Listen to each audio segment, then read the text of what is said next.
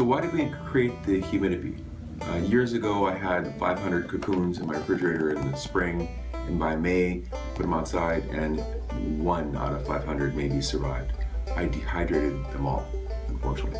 So I'm an engineer, so that summer I quickly came up with a simple, low-cost clamshell that allows us to have this act as your crisper drawer. The bottom pad holds the water. The air filter keeps the cocoon dry, so sit on top of that.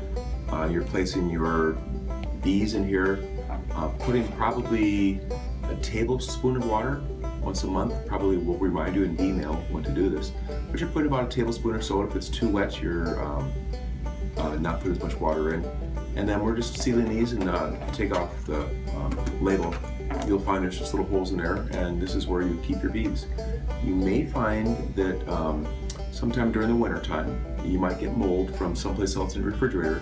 Well, actually, it's an airborne spore, mold is. It'll go through the holes and it lands on cocoons and grows there. It's not that big of a deal.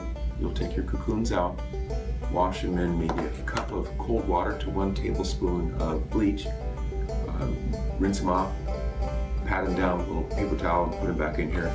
And if it's really bad, clean the pads in that same bleach water as well.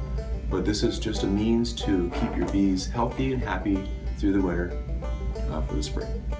Thanks. So you've received your mason bees in the mail. Prior to opening up this box, put it into your refrigerator for about 5 minutes. That'll cool. If there's any bees that have emerged, that'll cool them down. You can hold them, pull them back out, open up and just see what's in there. You should just have a bunch of cocoons, and you might have a live bee. Not that big of a deal. In fact, it's a celebration. The bee is alive. You can hold them in your refrigerator just fine if you don't have enough pollen outside. What to do? We've got a HumidiBee. I'm going to put my cocoons and the live bees into the silk container.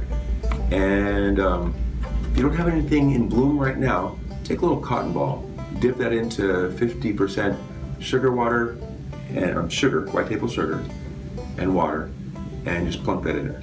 If you do have available heather or something, I would take a little pile of the heather and put that in there with the bees as well. You're going to close the container and put this into a paper lunch sack.